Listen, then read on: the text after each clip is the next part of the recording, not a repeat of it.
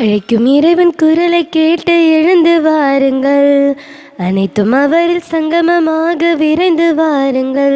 பலி செலுத்திடவே பலனடைந்திடவே, பலி செலுத்திடவே பலனடைந்திடவே, படைத்த தேவன் புகழ் பரப்ப பணிந்து வாருங்கள்.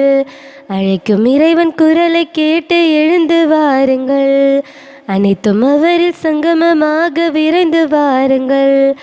பாதை காட்டுமாயனாக தேவன் அழைக்கிறார், பாவம் நீங்கி பாசம் காட்ட இறைவன் அழைக்கிறார். அன்பின் ஆற்றியே அவரின் மாற்றியே, படைத்த தேவன் புகழ் பரப்ப பணிந்து வாருங்கள். தந்தை மகன் தூயாவியாரின் பெயராலே நமக்காக பலியாகி உயிர்த்தெழுந்த நம் தலைவராகி இயேசு கிறிஸ்துவின் அருளும் கடவுளின் அன்பும் தூயாவியாரின் தோழமையும் உங்கள் அனைவரோடும் இருப்பதாக. ஆன்மாவோடும் இருப்பதாக. இயேசு கிறிஸ்துவிற்குரிய அருமையான சகோதர சகோதரிகளே, உங்கள் அனைவரையும் இன்றைய திருப்பலிக்கு வருகை என அன்போடு அழைக்கின்றேன். இன்று பொது காலத்தினுடைய 2ஆம் ஞாயிற்றுக்கிழமையை கொண்டாடுகின்றோம். ரபி, நீர் எங்கே தங்கி இருக்கிறீர்? எழுப்பப்பட்ட ஒரு கேள்வி. வந்து பாருங்கள், இயேசு பதிலளிக்கின்றார். வந்து பாருங்கள். இயேசுவை வார்த்தையிலே கேட்பதோடு அல்லது சில செய்திகளை புரிந்து கொள்வதோடு மாத்திரம் நிறுத்தி கொண்டால் இயேசு எதிர்பார்க்கின்ற அந்த அனுபவத்தை ஒருபோதும் நாம் பெற முடியாது. இயேசு அனுபவம் பெற வேண்டுமென்றால் நாம் நெருங்கி செல்ல வேண்டும். அந்த அனுபவத்தை பெற்றுக்கொள்வதற்கு நம்மை தயாரிக்க வேண்டும். இயேசுவினுடைய அனுபவத்தை பெற்றுக்கொண்டால் நம்முடைய வாழ்வு மாறும், சிந்தனைகளும் நம்முடைய எண்ணங்களும் ஏற்றம் பெறும். இன்றைக்கு நாம் எப்படிப்பட்ட அனுபவத்தை பெற்றிருக்கின்றோம் என்பதை சிந்தித்து பார்த்து, இயேசு அனுபவத்தை நாம் பெற்றுக்கொண்டு நம்முடைய வாழ்க்கையை வழிநடத்த சிறப்பாய் இந்த திருப்பலியில் ஜெபிப்போம். சகோதர சகோதரிகளே, தூய மறை நிகழ்வுகளை கொண்டாட நாம் தகுதி பெறும் பொருட்டு நம் பாவங்களை ஏற்றுக்கொள்வோம்.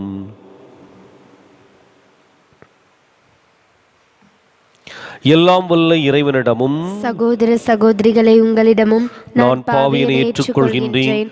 ஏனெனில் என் சிந்தனையாலும் சொல்லாலும் செயலாலும் கடமையில் தவறியதாலும் பாவங்கள் பல செய்தேன். என் பாவமே, என் பாவமே, என் பெரும் பாவமே. ஆகையால் எப்போதும் கன்னியான புனித மரியாவையும் வானதூதர் புனிதர் அனைவரையும் சகோதர சகோதரிகளை உங்களையும் நம் இறைவனாகி ஆண்டவரிடம் எனக்காக வேண்டிக் கொள்ள மன்றாடுகின்றேன். எல்லாம் வல்ல இறைவன் நம் மீது இரக்கம் வைத்து நம் பாவங்களை மன்னித்து நம்மை நிலை வாழ்வுக்கு அழைத்து செல்வாராக. ஆமென். ஆண்டவரே இரக்கமாயிரும். ஆண்டவரே இரக்கமாயிரும். கிறிஸ்துவே இரக்கமாயிரும். கிறிஸ்துவே இரக்கமாயிரும். ஆண்டவரே இரக்கமாயிரும். ஆண்டவரே இரக்கமாயிரும். உன்னதங்களிலே இறைவனுக்கு மாட்சிமை உண்டாகுக. உலகினிலே மனத்தவர்க்கு அமைதியும் உண்டாகுக. புகழ்கின்றோம் யாம் உம்மையே, வாழ்த்துகின்றோம் இறைவனே. உமக்கு ஆராதனை புரிந்து உம்மை மகிமைப்படுத்துகின்றோம் யாம். உமது மேலாம் மாட்சிமைக்காக உமக்கு நன்றி நல்கின்றோம்.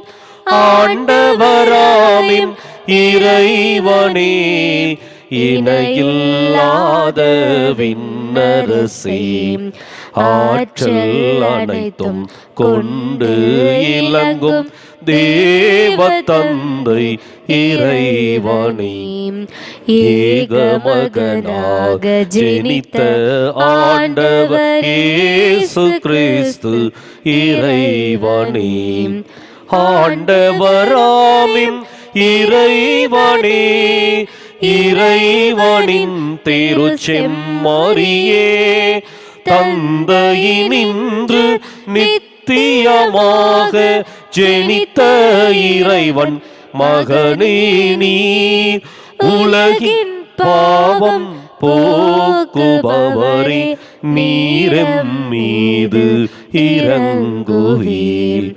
உலகின் பாவம் போக்குபவரே, எம்மன்றாட்டை ஏற்றருள்வீர். தந்தையின் வலத்தில் வீற்றிருப்பவரே, நீரெம் மீது இரங்குவீர். ஏனெனில் இயேசு கிறிஸ்துவே நீர் ஒருவரே தூயவர், நீர் ஒருவரே ஆண்டவர், நீர் ஒருவரே உன்னதர். பரிசுத்த ஆவியுடன் தந்தை இறைவனின் மாட்சியில் உள்ளவர் நீரே.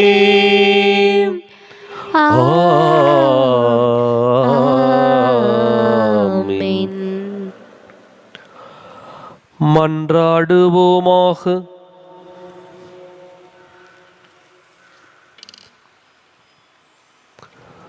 என்றென்றும் உள்ள எல்லாம் வல்ல இறைவா, விண்ணிலும் மண்ணிலும் உள்ள அனைத்தையும் ஆண்டு நடத்துகின்றவர் நீரே. உம்மக்களின் வேண்டல்களை இரக்கத்துடன் கேட்டு எங்கள் வாழ்நாள்களில் உமது அமைதியை அளித்தருள்வீராக. உம்மோடு தூயாவியாரின் ஒன்றிப்பில் இறைவனாய் என்றென்றும் வாழ்ந்து ஆட்சி செய்கின்ற எங்கள் ஆண்டவரும் உம் திருமகனுமாகிய இயேசு கிறிஸ்து வழியாக உம்மை மன்றாடுகின்றோம். ஆமென். முதல் வாசகம். ஆண்டவரே பேசும், உம் அடியான் கேட்கிறேன். சாமுவேல் முதல் நூலிலிருந்து வாசகம். 3ஆம் அதிகாரம் 3-10 முடிய மற்றும் 19ஆம் இறைவார்த்தைகள். அந்நாட்களில் கடவுளின் பேழை வைக்கப்பட்டிருந்த ஆண்டவரின் இல்லத்தில் சாமுவேல் படுத்திருந்தான். அப்பொழுது ஆண்டவர் சாமுவேல் என்று அழைத்தார். அதற்கு அவன், இதோ அடியேன் என்று சொல்லி ஏலியிடம் ஓடி, இதோ அடியேன், என்னை அழைத்தீர்களா என்று கேட்டான்.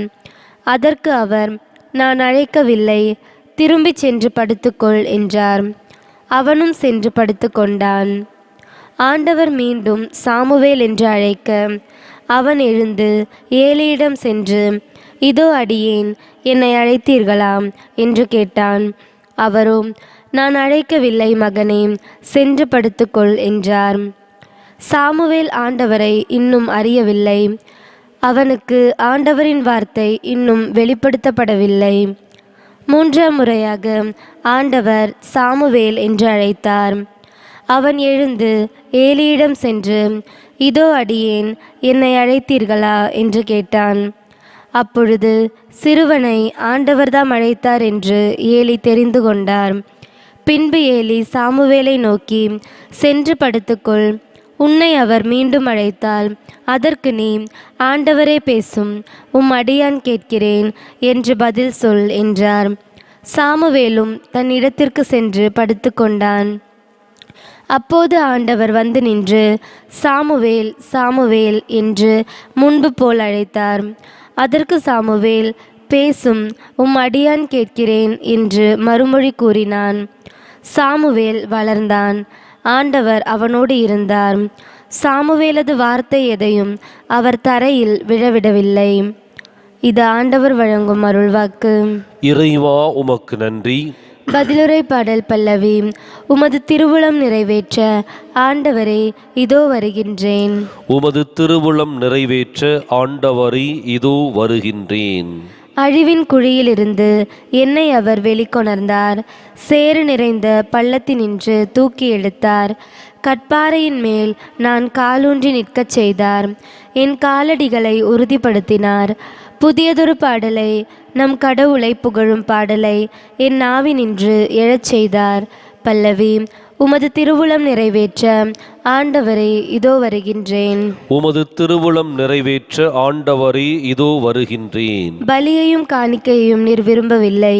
எரிபலியையும் பாவம் போக்கும் பலியையும் நீர் கேட்கவில்லை. ஆனால் என் செவிகள் திறக்கும்படி செய்தீர். எனவே இதோ வருகின்றேன். பல்லவி. உமது திருவுளம் நிறைவேற்ற ஆண்டவரே இதோ வருகின்றேன். உமது திருவுளம் நிறைவேற்ற ஆண்டவரே இதோ வருகின்றேன். என்னை குறித்து திருநூல் சுருளில் எழுதப்பட்டுள்ளது. என் கடவுளே, உமது திருவுளம் நிறைவேற்றுவதில் நான் மகிழ்ச்சி அடைகிறேன். உமது திருச்சட்டம் என் உள்ளத்தில் இருக்கின்றது என்றேன் நான். பல்லவி.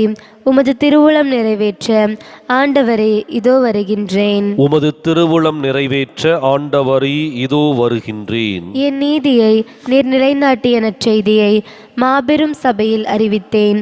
நான் வாயை மூடிக்கொண்டிருக்கவில்லை. ஆண்டவரே, நீர் இதை அறிவீர். பல்லவி. உமது திருவுளம் நிறைவேற்ற ஆண்டவரே இதோ வருகின்றேன். உமது திருவுளம் நிறைவேற்ற ஆண்டவரே இதோ வருகின்றேன். இரண்டாம் வாசகம். உங்கள் உடல்கள் கிறிஸ்துவின் உறுப்புக்கள். திருத்தூதர் பவுல் கொரிந்தியருக்கு எழுதிய முதல் திருமுகத்திலிருந்து வாசகம். 6ஆம் அதிகாரம் 13 முதல் 15 முடிய மற்றும் 17 முதல் 20 முடிய இறைவார்த்தைகள். சகோதரர் சகோதரிகளே, உடல் பரத்தமைக்கு அல்ல, ஆண்டவருக்கே உரியது. ஆண்டவரும் உடலுக்கே உரியவர். ஆண்டவரை உயிர்த்தெழச் செய்த கடவுள் தம் வல்லமையால் நம்மையும் உயிர்த்தெழச் செய்வார். உங்கள் உடல்கள் கிறிஸ்துவின் உறுப்புக்கள் என்று தெரியாதாம்? ஆண்டவரோடு சேர்ந்திருப்பவர் அவருடன் உள்ளத்தால் ஒன்றித்திருக்கிறார். எனவே பரத்தமையை விட்டு விலகுங்கள். மனிதர் செய்யும் எப்பாவமும் உடலுக்கு புறம்பானது. ஆனால் பரத்தமையில் ஈடுபடுவோர் தம் சொந்த உடலுக்கு எதிராகவே பாவம் செய்கின்றனர். உங்கள் உடல் நீங்கள் கடவுளிடமிருந்து பெற்றுக்கொண்ட தூய ஆவி தங்கும் கோவில் என்று தெரியாதாம்? நீங்கள் உங்களுக்கு உரியவர் அல்ல, கடவுள் உங்களை விலை கொடுத்து மீட்டுள்ளார். எனவே உங்கள் உடலால் கடவுளுக்கு பெருமை சேருங்கள். இது ஆண்டவர் வழங்கும் அருள்வாக்கு. இறைவா உமக்கு நன்றி.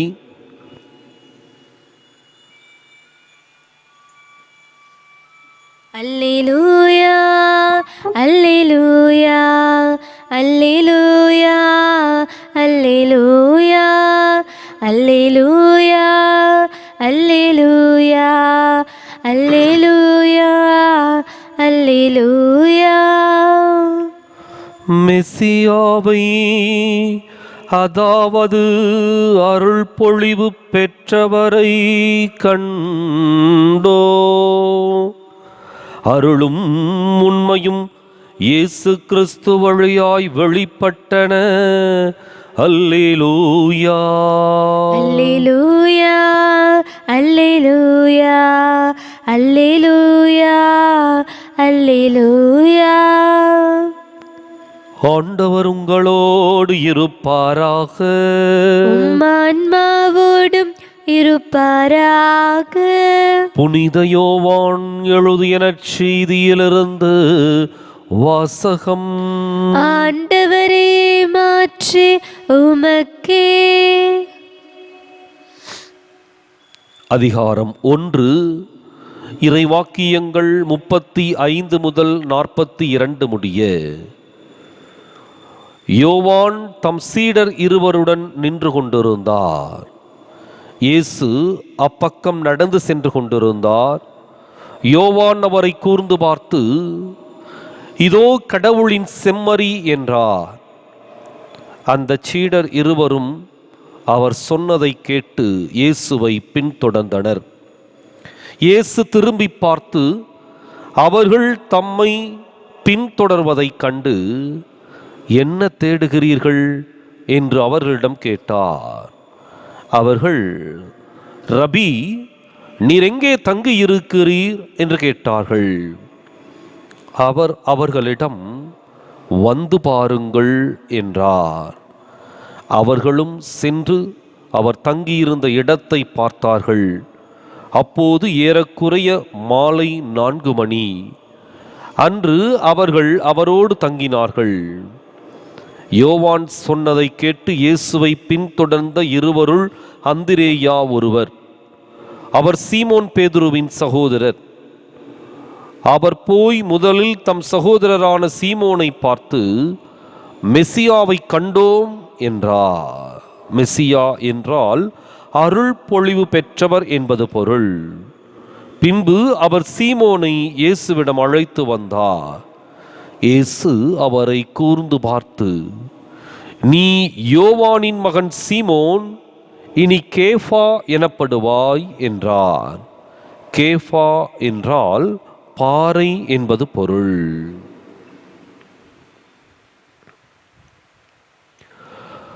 ஆண்டவரின் அருள்வாக்கு. கிறிஸ்துவே உமக்கு புகழ்.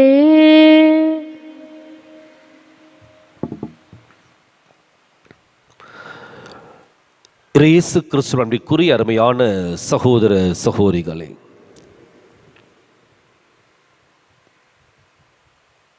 இன்றைய நற்செய்தியில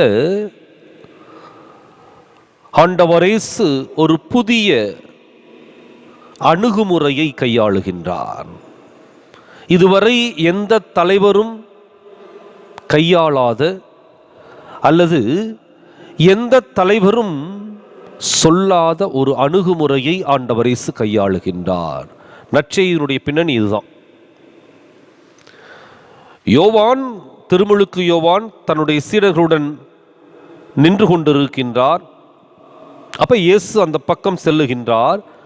அப்பொழுது யோவான் அவரை கூர்ந்து பார்த்து சொல்லுகின்றார், இதோ கடவுளின் செம்மறி என்று சொல்லி இயேசுவை சுட்டி காட்டுகின்றார். உடனே அந்த 2 சீடர்களும் இயேசுவை பின்தொடர்கின்றார்கள். அப்போ இயேசுவை பின்தொடர்ந்து சென்ற அவர்களை பார்த்து இயேசு கேட்ட வித்தியாசமான ஒரு கேள்வி, என்ன தேடுகிறீர்கள்? வழக்கமாக கேட்டிருக்கலாம், என்ன பார்க்குறீங்க, உங்களுக்கு என்ன வேணும், ஏன் என் பின்னாடி வர்றீங்க என்று சொல்லி வழக்கமான கேள்வியை கேட்டிருக்கலாம். ஆனால் இயேசு அந்த 2 சீடர்களுடைய உள்ளத்தில் இருக்கின்ற எண்ணங்களை ஆய்ந்தறிகின்றார். அவர்களுக்குள் ஏதோ ஒரு தேடல் இருப்பதை அவர் உணர்ந்து கொள்ளுகின்றார். என்ன தேடுகிறீர்கள்? என்ன தேடுகிறீர்கள்?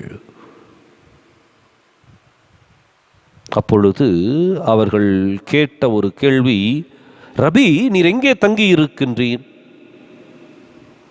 ரபி, நீர் எங்கே தங்கி இருக்கின்றீர்? என்ன தேடுகிறீர்கள் என்ற அந்த கேள்விக்கு, இதை தேடுகின்றோம், அவரை தேடுகின்றோம், அதை கண்டுபிடித்து கொண்டிருக்கின்றோம் என்று சொல்லி பதில் வர வேண்டும்.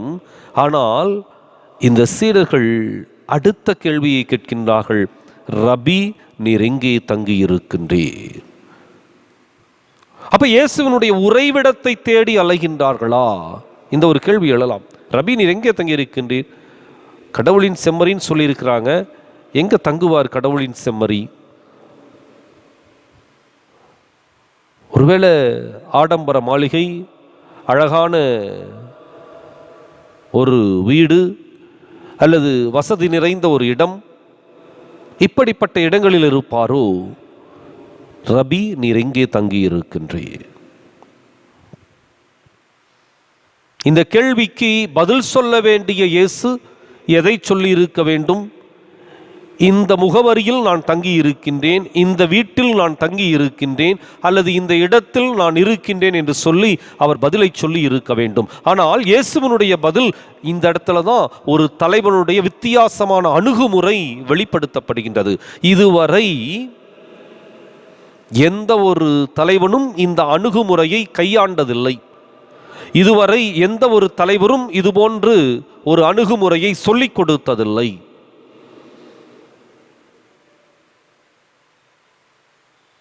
இந்த இடத்துல தான் ஆண்டவர் இயேசு அந்த அழைப்பை கொடுக்கின்றார். வந்து பாருங்கள், கம் அண்ட் see, வந்து பாருங்கள். இயேசு என்ற அந்த தலைவனுடைய எண்ணமும் ஏக்கமும் என்னவாக இருந்தது அப்படின்னா, தான் இருக்கின்ற இடத்தை காட்ட வேண்டும், தன்னுடைய அடையாளத்தை கொடுக்க வேண்டும். இல்லை, இயேசுவினுடைய எண்ணமும் ஏக்கமும் வந்து அனுபவியுங்கள், வந்து என்னிடம் பெற்று அனுபவித்து செல்லுங்கள், வந்து பாருங்கள். இதான் அவருடைய பதிலாகுது. அப்போ ஒரு வித்தியாசமான அணுகுமுறை.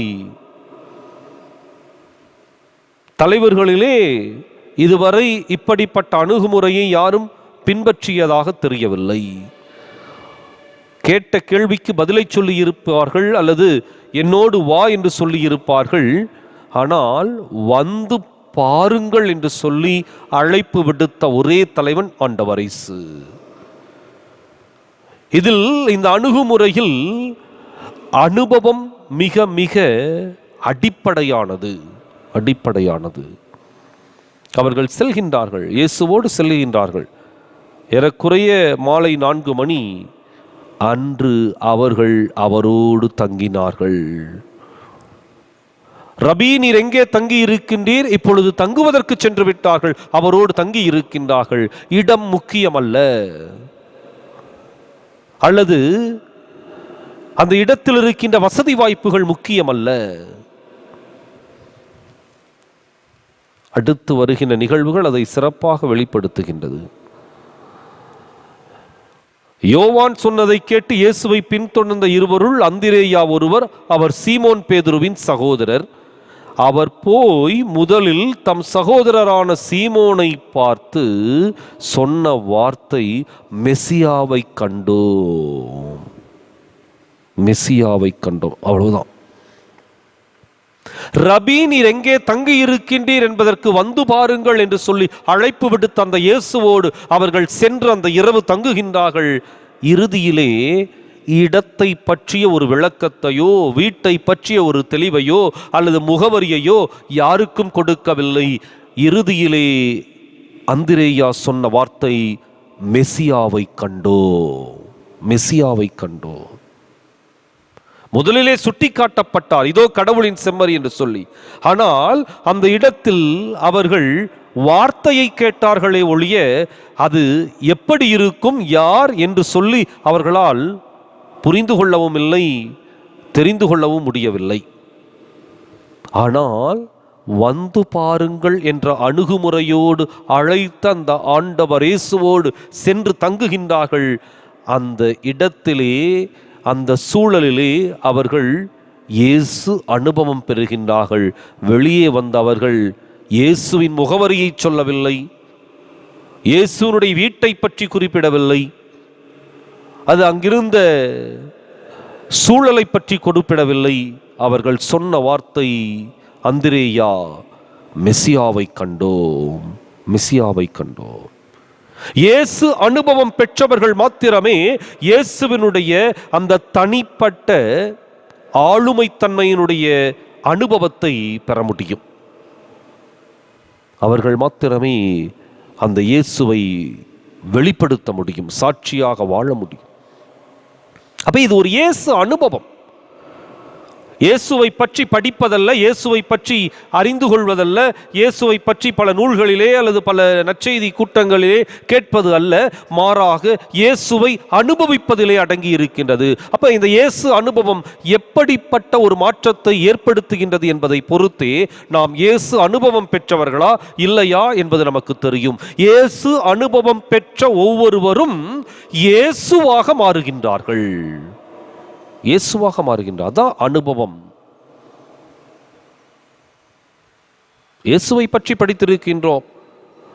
அவர் பெத்லகேமில் பிறந்தார், நாசரேத்தூரில் வளர்ந்தார், கலிலேயா யூதேயா பகுதிகளிலே சுற்றித் திரிந்தார், போதனையை போதித்தார், பகைவர்களை அன்பு செய்ய கற்றுக் கொடுத்தார், இறுதியிலே சிலுவையிலே அறையப்பட்டார், இறந்தார், உயிர்த்தார். இதெல்லாம் இயேசுவை பற்றிய வரலாறு, இயேசுவை பற்றிய குறிப்புகள், இயேசுடைய போதனைகளை பற்றிய விளக்கங்கள்.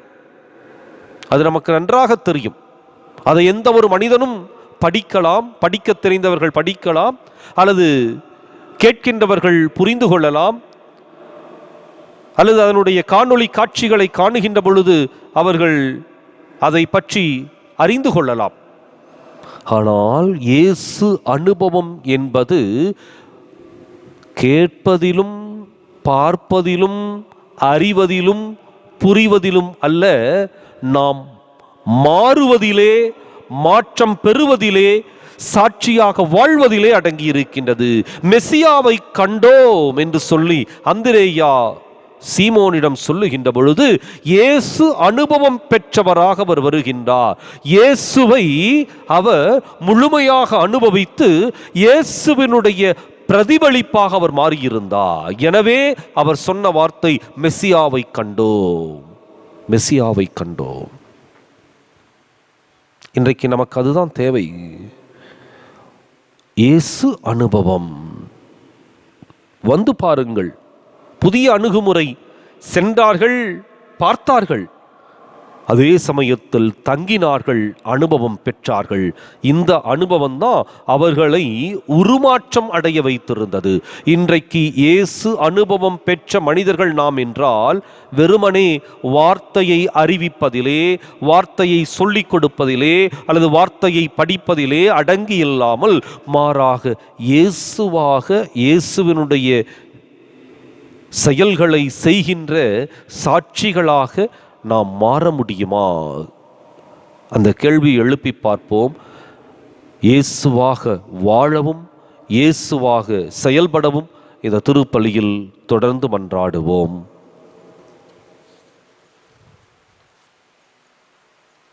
விண்ணகத்தையும் மண்ணகத்தையும் படைத்த எல்லாம் வல்ல தந்தையாகிய கடவுளை நம்புகிறேன். அவருடைய ஒரே மகனாகிய நம் ஆண்டவர் இயேசு கிறிஸ்துவை நம்புகின்றேன். இவர் தூய ஆவியால் கருவுற்று கன்னிமரியாவிடமிருந்து பிறந்தார். பொந்தியு பிலாத்துவின் அதிகாரத்தில் பாடுபட்டு சிலுவையில் அறையப்பட்டு இறந்து அடக்கம் செய்யப்பட்டார். பாதாளத்தில் இறங்கி 3ஆம் நாள் இறந்தோரிடமிருந்து உயிர்த்தெழுந்தார். விண்ணகத்துக்கு எழுந்தருளி எல்லாம் வல்ல தந்தையாகிய கடவுளின் வலப்பக்கத்தில் வீற்றிருக்கின்றார். அங்கிருந்து வாழ்வோருக்கும் இறந்தோருக்கும் தீர்ப்பு வழங்க வருவார். தூய ஆவியாரை நம்புகின்றேன். புனித கத்தோலிக்க திரு அவையை நம்புகின்றேன். புனிதர்களின் உறவு ஒன்றிப்பை நம்புகின்றேன். பாவ மன்னிப்பை நம்புகின்றேன். உடலின் உயிர்ப்பை நம்புகின்றேன். நிலை வாழ்வை நம்புகின்றேன். ஆமேன்.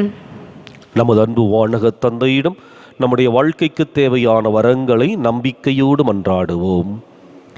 மகிழ்ச்சியின் மன்னவனையும் இறைவா, எங்கள் திருத்தந்தை, ஆயர்கள், குருக்கள், துறவியர் அனைவரும் திரு அவை என்ற குடும்பத்தை கட்டி எழுப்ப தேவையான அருளை தந்திட இறைவா உம்மை மன்றாடுகின்றோம். ஆண்டவரே, எங்கள் மன்றாட்டை கேட்டருளும். நல்வாழ்வின் நாயகனே இறைவா, எங்கள் நாட்டு தலைவர்களும் அதிகாரிகளும் ஏழை குடும்பங்களுக்கு நல்ல பல திட்டங்களை செயல்படுத்த இறைவா உம்மை மன்றாடுகின்றோம். ஆண்டவரே, எங்கள் மன்றாட்டை கேட்டருளும். வாழ்வளிக்கும் வள்ளலேயும் இறைவா, எங்கள் குடும்பங்களை உம் பாதம் சமர்ப்பிக்கிறோம். அருள் வாழ்வும் பொருள் வாழ்வும் நிறைந்து உடல் உள்ள ஆன்ம நலமும் நாள்தோறும் நல்கிட இறைவா உம்மை மன்றாடுகின்றோம். ஆண்டவரே, எங்கள் மன்றாட்டை கேட்டருளும்.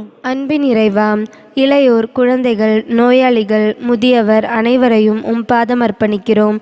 அவர்களுக்கு தேவையான அருளை தர இறைவா உம்மை மன்றாடுகின்றோம். ஆண்டவரே, எங்கள் மன்றாட்டை கேட்டருளும். எங்கள் அன்பு தந்தையே இறைவா, நம்பிக்கையோடு உம்முடைய பாதத்தில் சமர்ப்பித்திருக்கின்ற வேண்டல்களை ஏற்று எங்களுக்கு அருள் புரிய வேண்டும் என்று எங்கள் ஆண்டவராகிய கிறிஸ்து வழியாக உம்மை மன்றாடுகின்றோம். ஆமென். காணிக்கை தர நான் வருகின்றேன், உம் கரங்களில் என்னை தருகின்றேன். காணிக்கை தர நான் வருகின்றேன், என்ன கொடுத்தாலும் பயனில்லை. நான் என்னை கொடுக்காமல் பொருள் கொடுத்தால், என்ன கொடுத்தாலும் பயனில்லை. நான் என்னை கொடுக்காமல் பொருள் கொடுத்தால் என்னையேதான் நீ கேட்கின்றாய், நான் என்னையே முழுவதும் தருகின்றேன். என்னையேதான் நீ கேட்கின்றாய், நான் என்னையே முழுவதும் தருகின்றேன். காணிக்கை தர நான் வருகின்றேன், உன் கரங்களில் என்னை தருகின்றேன். காணிக்கை தர நான் வருகின்றேன், காணிக்கை தர நான் வருகின்றேன். உன் கரங்களில் என்னை தருகின்றேன், காணிக்கை தர நான் வருகின்றேன். சகோதர சகோதரிகளே, என்னுடைய இதும் உங்களுடைய இதுமான இப்பலி எல்லாம் உள்ள தந்தையாக இறைவனுக்கு ஏற்றதாகும்படி மன்றாடுங்கள். ஆண்டவர் தமது பெயரின் புகழ்ச்சிக்காகவும் ஆட்சிக்காகவும் நமது நன்மைக்காகவும் புனித திராவையின் அனைத்து நலன்களுக்காகவும் உமது கையிலிருந்து பலியை ஏற்றுக்கொள்வாராக. ஆண்டவரே, எப்பொழுதெல்லாம் இப்பலியின் நினைவு கொண்டாடப்படுகின்றதோ அப்பொழுதெல்லாம் எங்கள் மீட்பின் செயல் நிறைவேற்றப்படுகின்றது. எனவே நாங்கள் இம்மறை நிகழ்வுகளில் தகுதியுடன் பங்கேற்க எங்களுக்கு அருள் புரிவீராக. எங்கள் ஆண்டவராகிய கிறிஸ்து வழியாக உம்மை மன்றாடுகின்றோம். ஆமென். ஆண்டவர் உங்களோடு இருப்பாராக. உம் ஆன்மாவோடும் இருப்பாராக. இதயங்களை மேலே எழுப்புங்கள். ஆண்டவரிடம் எழுப்பியுள்ளோம். நம் இறைவனாகிய ஆண்டவருக்கு நன்றி கூறுவோம். அது தகுதியும் நீதியும் ஆனதே. ஆண்டவரே, தூயவரான தந்தையே, என்றும் உள்ள எல்லாம் வல்ல இறைவா, எந்நாளும் எவ்விடத்திலும் நாங்கள் உமக்கு நன்றி செலுத்துவது மெய்யாகவே தகுதியும் நீதியும் ஆகும், எங்கள் கடமையும் மீட்புக்கு உரிய செயலுமாகும். நாங்கள் வாழ்வதும் இயங்குவதும் இருப்பதும் உம்மிலேதான். இந்த உடலோடு வாழ்கையில் உமது பரிவிரக்கத்தின் பயன்களை மட்டுமே நாங்கள் நாள்தோறும் அனுபவிப்பதோடன்றி இப்பொழுதே நிலை வாழ்வின் பிணையையும் கொண்டுள்ளோ. ஏனெனில் ஆவியாரின் முதற்கனிகளை பெற்றுள்ள நாங்கள் பாஸ்கா மறை நிகழ்வின் பயன் எங்களுக்கு என்றும் உண்டு என நம்புகின்றோம். அந்த ஆவியார் வழியாகவே நீர் இயேசுவை சாவி நின்று உயிர்த்தெழச் செய்தீர்.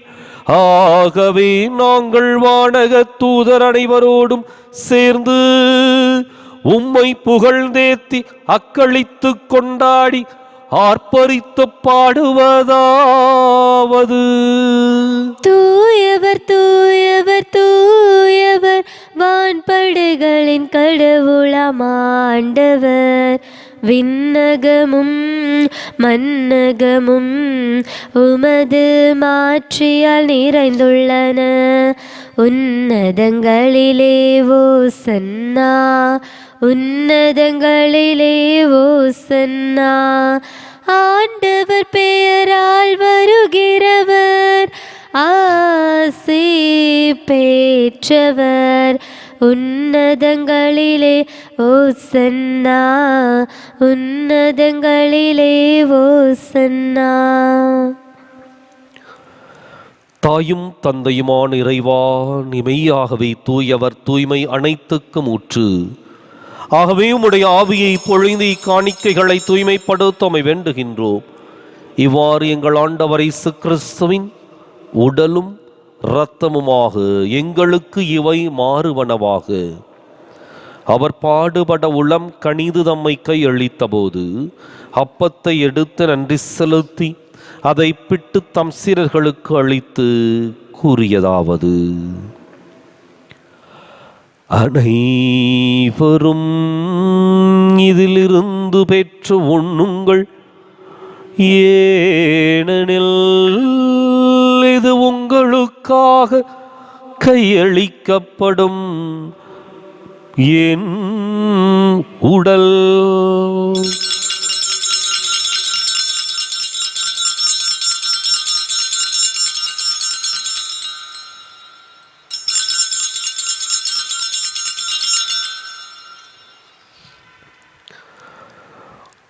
அவ்வண்ணமே இரவு விருந்தை அருந்திய பின் கிண்ணத்தையும் எடுத்து மீண்டும் உமக்கு நன்றி கூறி தம் சீடர்களுக்கு அளித்து அவர் கூறியதாவது: அனைவரும் இதிலிருந்து பெற்று பருகுங்கள், ஏனெனில் இது புதிய நிலையான உடன்படிக்கைக்கு உரிய என் இரத்தத்தின் கிண்ணம். இது பாவ மன்னிப்புக்கென்று உங்களுக்காகவும் பலருக்காகவும் சிந்தப்படும்.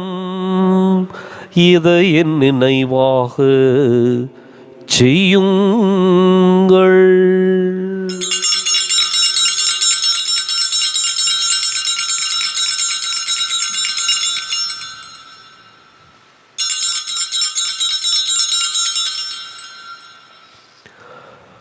நம்பிக்கையின் மறை பொருள்: கிறிஸ்து மரித்தார், கிறிஸ்து உயிர்த்தார், கிறிஸ்து மீண்டும் வருவார். ஆகவே ஆண்டவரே, நாங்கள் கிறிஸ்துவின் இறப்பினையும் உயிர்ப்பினையும் நினைவு கூர்ந்து வாழ்வு தரும் அப்பத்தையும் மீட்பளிக்கும் கிண்ணத்தையும் உமக்கு ஒப்புக் கொடுக்கின்றோம். உம் திருமுன் நின்று மக்கு ஊழியம் புரிய தகுந்தவர்களை நீங்கள் ஏற்றுக்கொண்டீர். எனவே உமக்கு நன்றி செலுத்துகின்றோம். மேலும் கிறிஸ்துவின் உடலிலும் இரத்தத்திலும் பங்கு கொள்ளும் எங்களை தூய ஆவியார் ஒன்று சேர்க்க வேண்டுமென உம்மை தாழ்மையுடன் மன்றாடுகின்றோம். ஆண்டவரே, உலகெங்கும் பரவியிருக்கும் உமது திரு அவையை நினைவு கூர்ந்தருளும். எங்கள் தலைமை தந்தை பிரான்சிஸ், எங்கள் மறைமாவட்ட தலைமை தந்தை பீட்டர் பீர், எல்லா திருநிலையினராகிய அனைவரோடும் உமது திரு அவை அன்பில் நிறைவு பெறச் செய்தருளும்.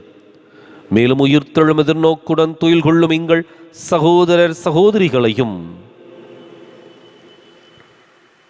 இறந்தோர் அனைவரையும், குறிப்பாக விடுதலைக்காக விதைக்கப்பட்டிருக்கின்ற எம்முடைய ஈழத்தமிழ் உறவுகளையும் இரக்கத்துடன் நினைவு கூர்ந்து உமது திருமுக ஒளியினுள் ஏற்றருளும்.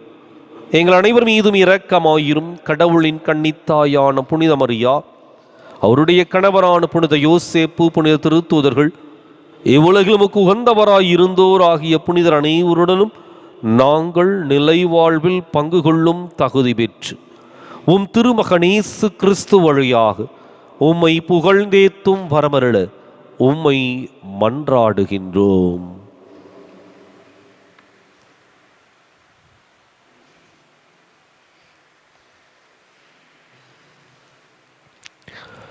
இவர் வழியாக இவரோடு இவரில் எல்லாம் வல்ல இறைவனாகிய தந்தையே, தூய ஆவியாரின் ஒன்றிப்பில் எல்லா புகழும் ஆட்சியும் என்றென்றும் உமக்கு உரியதே.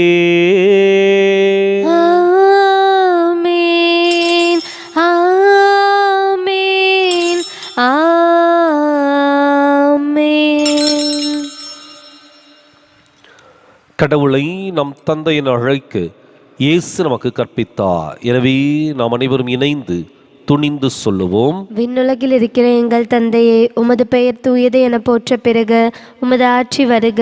உமது திருவுளம் விண்ணுலகில் நிறைவேறுவது போல மண்ணுலகிலும் நிறைவேறுக. எங்கள் அன்றாட உணவை இன்று எங்களுக்கு தாரும். எங்களுக்கு எதிராக குற்றம் செய்வோரை நாங்கள் மன்னிப்பது போல எங்கள் குற்றங்களை மன்னியும். எங்களை சோதனைக்கு உட்படுத்தாதேயும், தீமையிலிருந்து எங்களை விடுவித்தருளும். ஆண்டவரே, தீமை அனைத்திலிருந்தும் எங்களை விடுவித்து எங்கள் வாழ்நாளில் அமைதியை கனிவுடன் அருளுமை மன்றாடுகின்றோம்.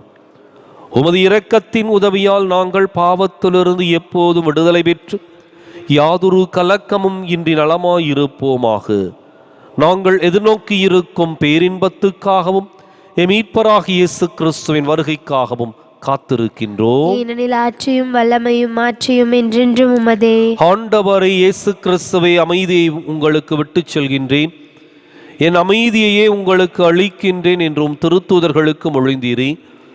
எங்கள் பாவங்களை பாராமல் உமது திரு அவையின் நம்பிக்கையை கண்ணோக்கி உமது திருவுளத்துக்கு ஏற்பதற்கு அமைதியையும் ஒற்றுமையும் அளித்தருள்வீராக.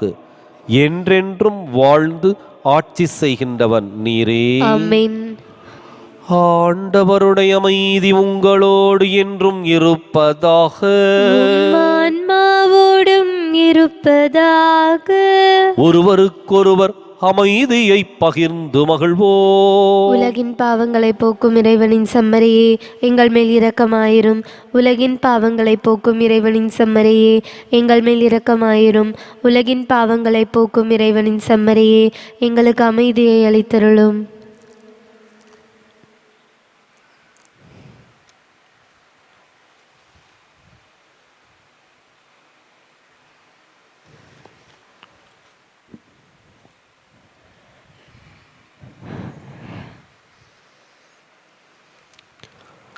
இதோ இறைவனின் செம்மறி, இதோ உலகின் பாவங்களை போக்குகின்றவர். இந்த செம்மறியின் விருந்துக்கு அழைக்கப் பெற்றோர் பேறு பெற்றோர். ஆண்டவரே, நீர் என் இல்லத்தில் எழுந்தருள நான் தகுதியற்றவள். ஒரு வார்த்தை மட்டும் சொல்லியருளும், எனது ஆன்மா நலமடையும்.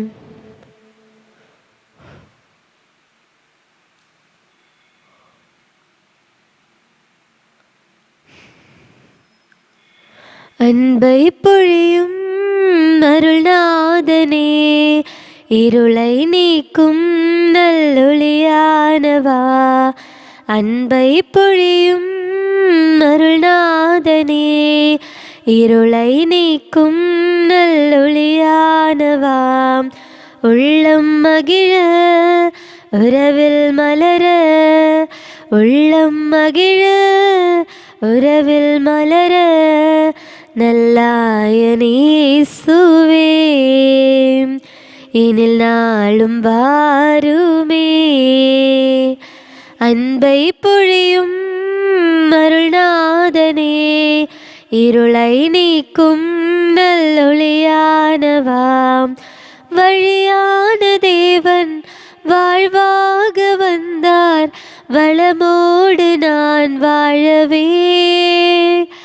வழியான தேவன் வாழ்வாக வந்தார், வளமோடு நான் வாழவே. உன்னருள் போதும் என்னிருள் நீங்கும், கனிவாக மகிழ்வாக கனிவாக மகிழ்வாக நான் மாற நீ வாருமே. நல்லாயனேசுவே.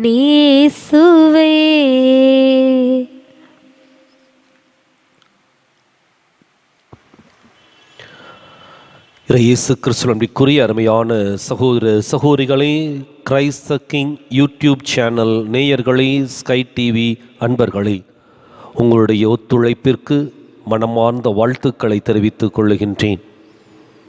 தொடர்ந்து இந்த ஒளிபரப்பு சிறப்பாக வெளிவர உங்களுடைய நன்கொடைகளை நம்பிக்கையோடு எதிர்பார்க்கின்றேன். திருப்பலிக்குரிய கருத்துக்கள், இன்னும் இந்த ஒளிபரப்பிற்கான நன்கொடையாளர்கள் வரவேற்கப்படுகின்றீர்கள். இது இன்றைக்கு ஏறக்குறைய 27,000 இல்லங்களை ஒவ்வொரு நாளும் இந்த பகுதியிலே சந்தித்து கொண்டிருக்கின்றது ஸ்கை டிவி வழியாக. அதே சமயத்தில் 2000த்திற்கும் மேற்பட்ட உறுப்பினர்களால் இந்த யூடியூப் சேனல் நடைபெற்று கொண்டிருக்கின்றது. எனவே உங்கள் ஒவ்வொருவருடைய ஒத்துழைப்பும் பொருளாதார நன்கொடைகளும் நிச்சயம் தொடர்ந்து இந்த மறைபரப்பு பணி சிறப்பாக நடைபெற உதவும் என்பதிலே சந்தேகமில்லை. மன்றாடுவோமாக. ஆண்டவரே, உமது அன்பின் ஆவியை எங்கள் மீது பொழிந்தருளும். இவ்வாறு ஒரே விண்ணக உணவால் நிறைவு பெற்ற நாங்கள் ஒரே பரிவிரக்கத்தால் ஒரு மனப்பட்டிருக்க செய்வீராக. எங்கள் ஆண்டவராகிய கிறிஸ்து வழியாக உம்மை மன்றாடுகின்றோம். ஆமென். ஆண்டவர் உங்களோடு இருப்பாராக. ஆன்மாவோடும் இருப்பாராக. எல்லாம் வல்ல இறைவன் தந்தை, மகன், தூயாவியார் உங்களுக்கு ஆசி வழங்குவாராக.